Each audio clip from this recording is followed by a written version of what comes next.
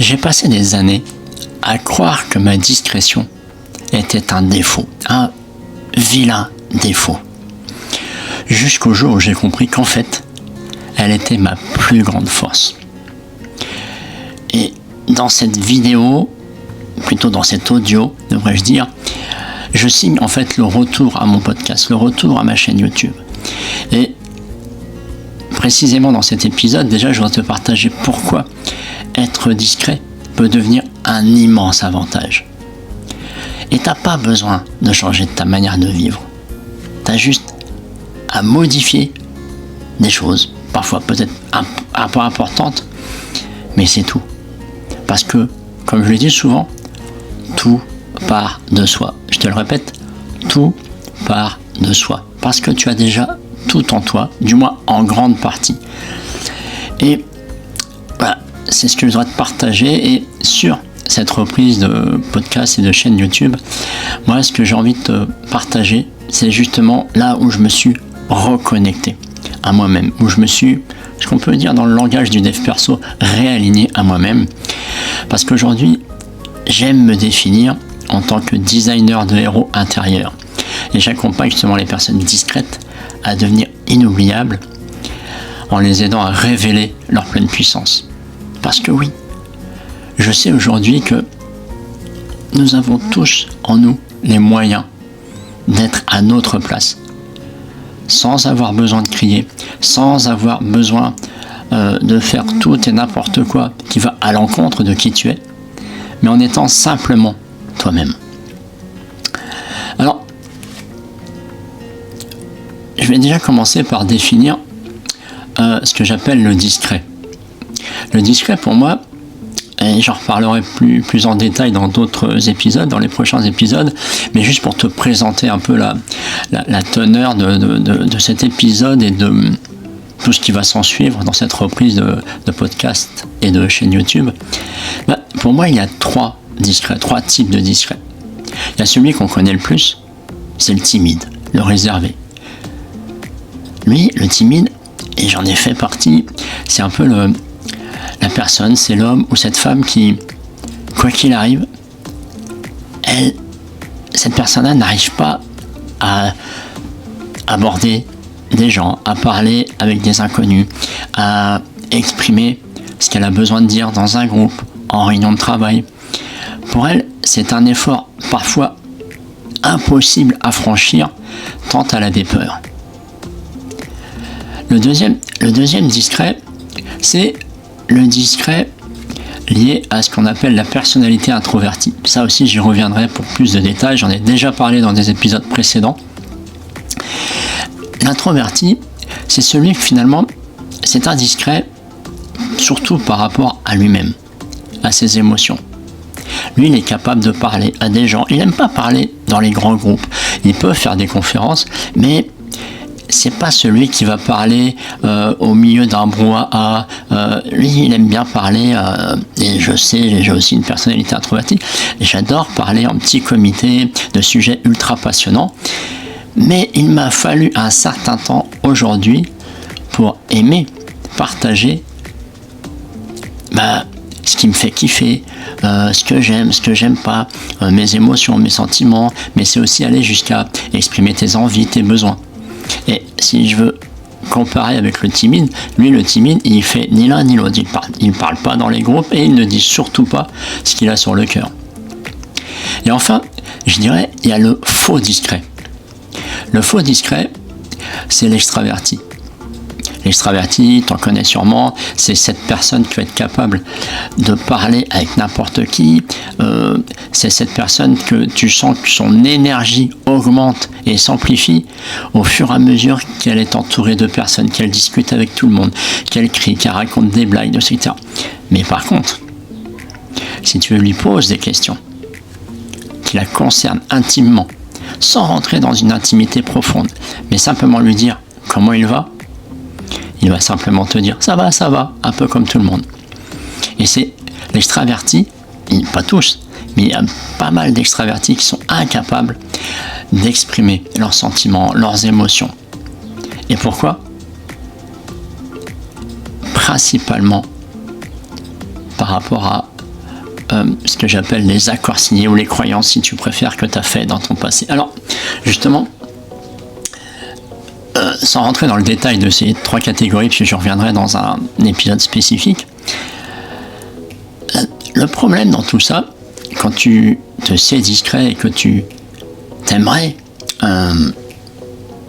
pouvoir partager ce que tu as à dire, exprimer ce que tu ressens, tu as l'impression de te sentir invisible, surtout quand tu as des choses à dire. Parce que des fois, tu finis par dire quelque chose, mais tu le dis d'une voix tellement peu assurée, tellement faible, que personne ne l'a entendu et tout le monde est passé à autre chose.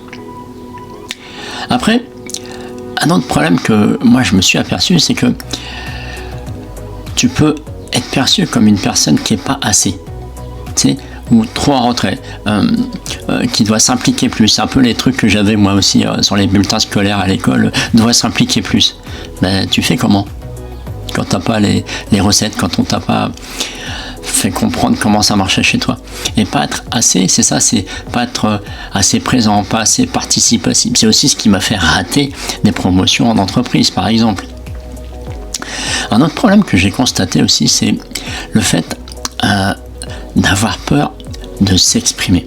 Parce que tu te dis, ouais, mais je suis peut-être pas à la hauteur. Il y a une sorte de syndrome d'imposteur, même si j'aime pas trop ce mot-là, mais t'as l'impression de ne pas être à ta place. T'as peur de déranger. Moi, j'avais cette grande peur-là, qui est encore un peu présente d'ailleurs, cette peur de déranger, alors qu'en soi, quand tu comprends, tu déranges rarement. D'accord ? Et enfin, le dernier problème, si je puis dire, que je voulais te partager, c'est quelque chose de très fort que j'ai vécu moi aussi, c'est de ressentir une frustration vraiment forte de ne pas être reconnu malgré toute la valeur intérieure que tu te sais avoir. Parce que tu peux très bien avoir finalement une estime de soi qui a déjà un bon niveau, mais qui s'arrête là. Et tu l'exprimes peut-être à travers ton travail, mais tu n'es pas reconnu par rapport à cette valeur-là. Et souvent, c'est parce que toi, tu ne te mets pas en avant. Et oui, je sais, on est dans une société d'extravertis, pour les extravertis, et parfois, il faut trouver des astuces, on en parlera, pour se mettre en avant, se montrer avec son rythme à soi. Alors, justement, ça rejoint un peu finalement les erreurs et les accords qu'on a signés. Moi, j'aime bien parler d'accords signés plutôt que de croyances. D'accord ? Et justement, la première erreur que j'ai faite, c'est de croire qu'il faut être extraverti pour réussir ou être entendu. Mais je ne compte pas le nombre de soirées, le nombre d'interventions, le nombre de fois où j'ai mis un costume d'extraverti, où je me suis forcé à être un full extraverti, simplement pour être entendu et pour avoir l'impression que c'était ça que je devais faire pour réussir. Le problème, c'est que quand tu es à la base, tu as un comportement de timide et une personnalité introvertie que tu ne connais pas, tu t'épuises. Moi, je me suis épuisé. Il y a des week-ends où je passais mon week-end à dormir tellement je m'étais fatigué à jouer une personne que je n'étais pas. Ensuite, c'est vrai que comme on est dans un monde d'extravertis, il y a une chose. Je sais pas si toi si tu te reconnais dans ce que je viens de partager, mais peut-être que toi aussi tu penses que la discrétion, c'est un manque de confiance en soi et un manque de charisme. Alors, c'est-à-dire que être discret, si c'est ta façon d'agir, d'être discret, de ne pas faire de bruit, pas faire de vagues, tu as l'impression que tu manques de confiance. Parce que on ne t'entend pas, parce que tu restes silencieux, tu ne dis rien. Et tu as l'impression que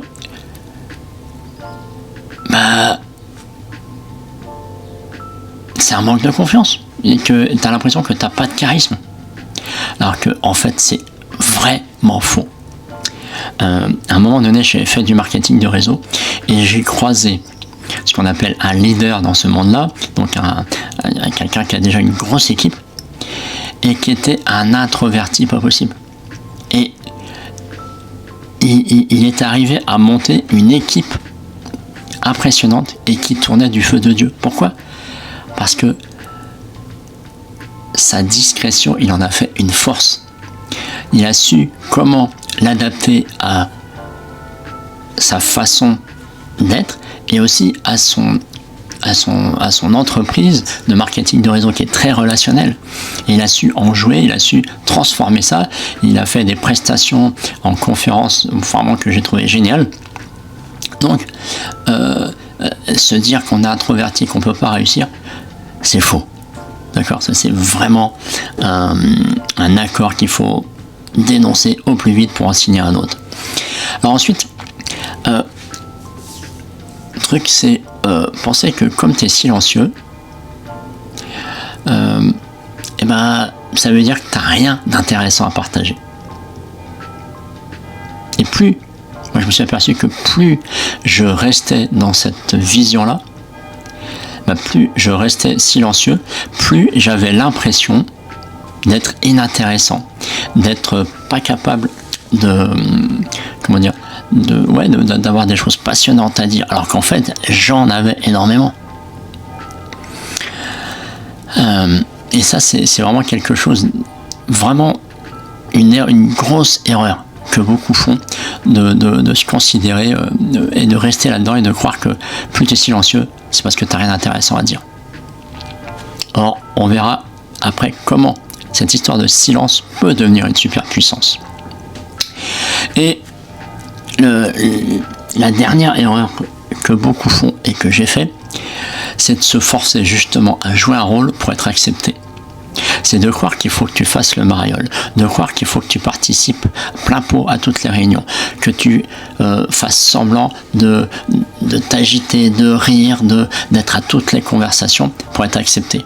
Et je peux te dire que si en plus tu es introverti, parce qu'introverti, c'est pas quelque chose que tu changes, enfin tu peux y jouer, mais c'est physiologique. Et donc, si tu ne connais pas ton fonctionnement d'introverti, crois-moi, tu vas dans le mur, tu vas te fatiguer et tu peux peut-être te pointer vers un burn-out.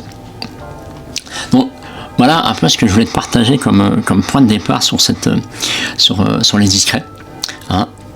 Et maintenant, je voudrais vraiment te partager un peu plusieurs petites histoires que j'ai vécues dans ma vie à être trop discret.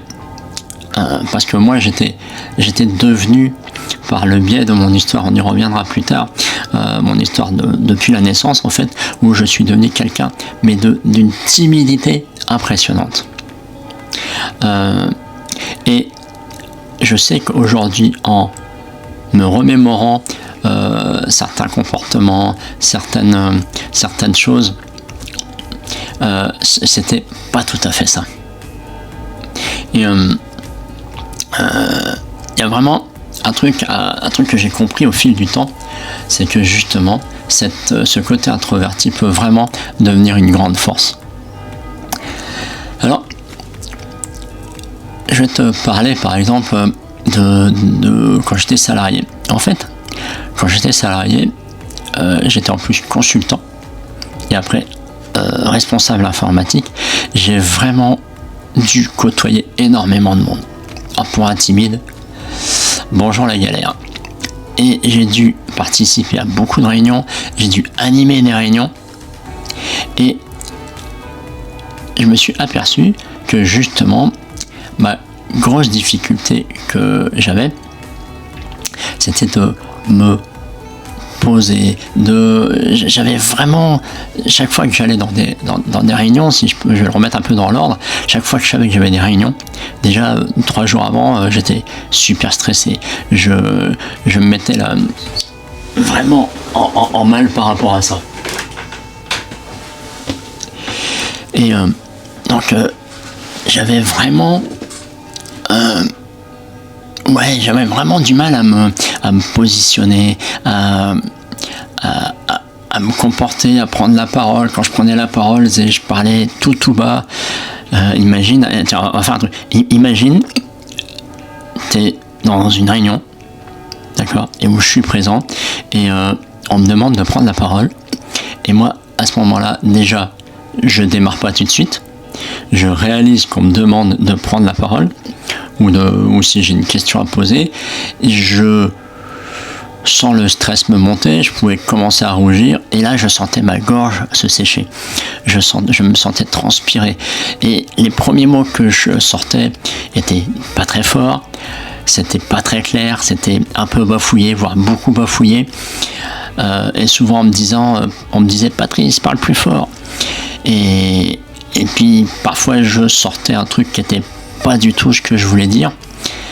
Et puis la réunion se terminait et j'étais complètement frustré de cette réaction que finalement je ne maîtrisais pas du tout. J'étais pris dans cette peur d'être regardé, dans cette peur d'être vu, dans cette peur d'être moqué, cette peur de me sentir honteux. Et c'était vraiment très très fort. Et ça, si je puis dire, c'est en plus l'erreur qui se passait à ce moment-là, c'est que à chaque fois, je confortais le fait que j'étais timide et que j'étais pas capable. Bah oui, parce que le cerveau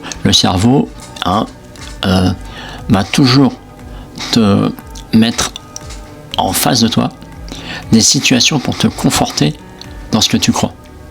Moi, je me croyais hyper timide, je me croyais pas capable de prendre la parole devant les autres, et du coup, à chaque fois que j'avais à prendre la parole, que ce soit prévu ou improvisé, et ben ça se terminait toujours de la même façon. Donc, je renforçais l'accord que j'avais signé avec moi-même bien des années avant, comme quoi je suis timide, je suis pas capable de prendre la parole, je suis pas à la hauteur, et je n'ai pas du tout, j'ai un charisme de Bulot, et encore un Bulot avait peut-être plus de charisme que moi. Bref, c'était l'enfer. Et il y a d'autres situations, par exemple, prenons une situation plus personnelle. Moi, j'ai toujours aimé danser. Mais danser, ça veut dire que quand tu vas dans une soirée, forcément, tu vas avoir des gens qui vont te regarder. Hein. À moins que tout le monde danse et que ce soit la fin de soirée, tout le monde est sous, et tout le monde danse sans te regarder.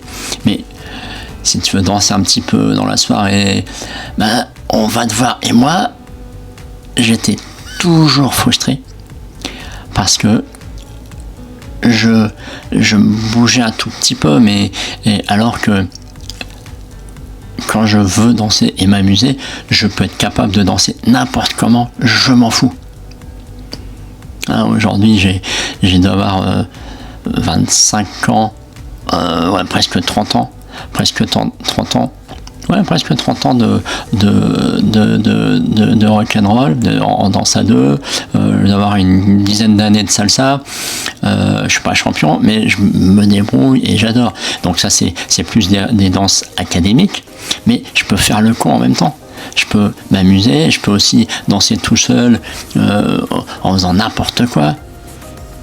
Je m'amuse, je prends ma place, et les autres, ils en pensent ce qu'ils veulent, ça leur regarde. Ça les regarde. Alors, voilà un peu quelques exemples vraiment rapides pour te partager un peu ce que tu pourrais ressentir éventuellement. Alors, comment tu peux commencer à changer ça? Comment tu peux envisager une autre vision pour devenir un discret inoubliable? Alors, je t'ai dit tout à l'heure, justement, est-ce que tu pourrais envisager que ta discrétion soit une forme de puissance? Ça paraît paradoxal. Parce que souvent, en puissance, on voit une fusée, on voit quelqu'un qui crie, donc c'est franchement pas discret. Pourtant, quelles sont les puissances d'un discret? Si toi, tu te sais timide, introverti, est-ce que tu peux, là, faire une pause sur l'audio et noter sur une feuille en quoi ta discrétion, là, serait une force? Vas-y, fais la pause et reviens dès que tu as listé quelques forces. Ok, c'est bon? Alors, pourquoi dire qu'un discret, c'est une force? Qu'est-ce que tu fais en tant que toi, peut-être timide, peut-être introverti? Qu'est-ce que tu fais quand tu arrives dans un groupe, quand tu arrives dans un nouveau lieu, quand tu arrives dans une salle de réunion où tu vas prendre la parole? Qu'est-ce que tu fais en premier? Moi, ce que je fais en premier, j'observe. J'observe les lieux, j'observe les gens, j'observe la gestuelle des gens, je repère tout de suite ceux qui sont à l'écart, je repère tout de suite les extravertis qui parlent beaucoup. J'ai développé, à force d'observer les gens, un peu une sorte de capacité, si je puis dire. Je repère tout de suite, très rapidement, les non-dits. Je repère rapidement ce que j'appelle les solutions. C'est-à-dire, quelqu'un qui me parle de ses problèmes, je repère tout de suite s'il est plutôt en train de jouer sa victime, et je vois tout de suite là où il devrait être pour sortir de sa situation. C'est pas à moi de lui dire où il doit aller, on n'en est pas là. En tant que coach, je suis pas là pour donner les solutions, mais pour guider, pour donner une autonomie, pour qu'elle trouve son chemin. Et justement, une des forces du discret, c'est d'observer et ne pas foncer dans le tas, comme certains extravertis que je connais qui foncent dans le tas. Mais c'est comme ça. Eux, c'est leur nature, ils foncent, ils se prennent des murs, ils se décalent un peu, puis ils voient une porte, ils foncent, voilà. Alors que, en tant que discret, assume ton pouvoir d'observation. Et apprends à regarder, apprends à voir comment les gens se comportent, apprends à voir, quand tu arrives dans une soirée où tu connais pas beaucoup de monde, apprends à voir là où tu pourrais prendre un peu ta place, apprends à observer, voilà, et à ressentir, tiens, il y a cette personne là, et puis comment tu peux faire? Si tu es dans une soirée, voilà, un anniversaire, on t'invite, mais tu connais pas tout le monde, si tu connais une personne, va voir vers cette personne-là. Si la discussion te plaît plus, soit tu réorientes, soit tu changes, et puis tu te balades et t'écoutes. T'écoutes vraiment. Apprends à écouter ce qui se passe autour. T'observes, t'écoutes, et puis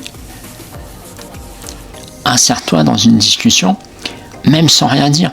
T'es là, et l'avantage, quand tu es discret, c'est aussi d'être dans ta capacité d'écoute. Ce qu'on peut appeler l'écoute active, c'est-à-dire une écoute de pleine présence. Il ne s'agit pas d'être là et de te présenter et de penser subitement, je serais mieux chez moi avec mon thé ou mon café à me faire un jeu vidéo, regarder un film, parce que là ça va pas marcher. Mais si tu es là, bien ancré dans tes baskets, que tu assumes d'être là, que tu écoutes, tu regardes de temps en temps dans les yeux des gens, puis tu fais des signes de tête pour approuver, peut-être interroger, rien qu'avec le regard. Et peut-être qu'on va te dire, ah bon, tiens, t'as l'air surpris, tu t'es pas d'accord avec ça? Moi, ça m'arrive souvent, t'es là, je dis rien, et puis tu suis la conversation, t'es bien présent, et rien qu'avec le regard, avec les mimiques, tu vas pouvoir indiquer à l'autre ce que tu dis sans le dire. Ça, c'est très fort, et ça marche vraiment.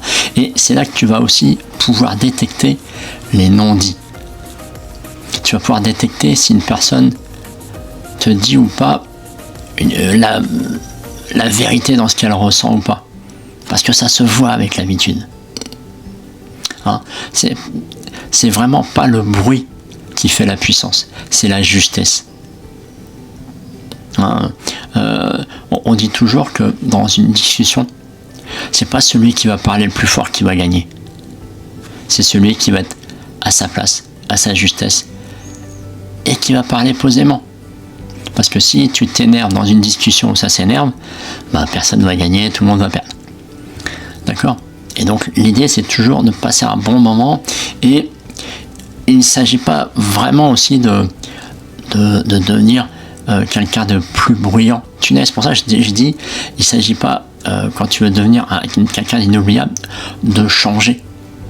Non, c'est de regarder ton comportement, qu'est-ce que tu peux améliorer et qu'est-ce que tu peux capter comme capacité, comme tu peux apprendre comme capacité, et t'autoriser vraiment à exister pleinement, mais dans ta manière à toi.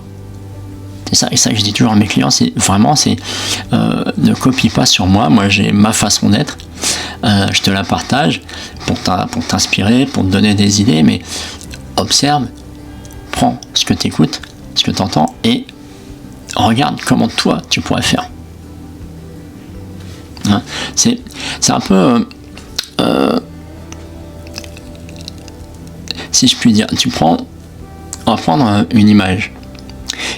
Pense là à une rivière souterraine. Elle ne fait pas de vagues, mais elle creuse profondément, parfois depuis des millénaires. Elle alimente, elle transforme, sans chercher à briller. Et toi aussi, tu peux devenir justement cette force tranquille qui marque, sans avoir besoin de crier. Vraiment ça que j'aimerais que tu retiennes, c'est qu'aujourd'hui, si tu es indiscret, si tu es une personne discrète, je vais te le dire comme ça, pense à cette image de la rivière souterraine qui est là depuis des années et qui s'est rendue indispensable. Et pourtant, elle ne crie pas, elle ne déborde pas, du moins pas souvent.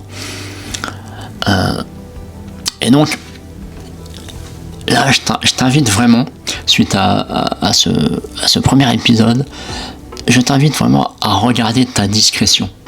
Mais plus comme un fardeau, mais comme un trésor que tu viens d'ouvrir. Tu viens de découvrir une malle au trésor, tu viens de l'ouvrir, et dedans, il y a plein de trésors. Il faut simplement que tu prennes chaque trésor et que tu l'apprivoises, en testant les choses, en t'observant, en notant. Et je dis toujours à mes clients, prends-toi un cahier, j'appelle ça le cahier des émotions. Tu prends ton cahier de l'Odyssée des héros, si tu préfères, et tu notes tes observations.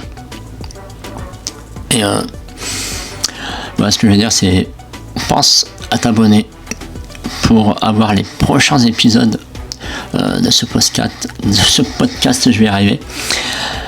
Et chaque semaine, donc je te rappelle, tous les jeudis à 7h30 du matin, justement tu auras un nouvel épisode où je te partagerai des clés pour ceux qui veulent briller sans trahir leur nature. Je te dis à bientôt pour le prochain épisode.